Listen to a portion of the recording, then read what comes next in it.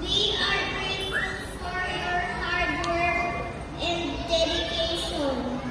You were so patient and kind to all of us. To our parents and guardians, thank you very much for your great love, care, and understanding for us. We love you so much.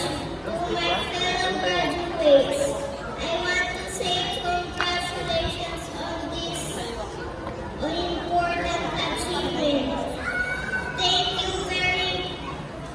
Thank you for your friendship.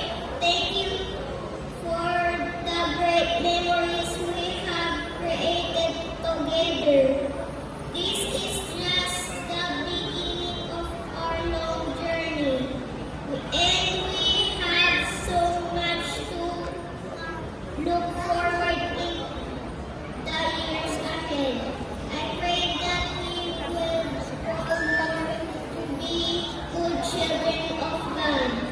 And to our parents and guardians as well.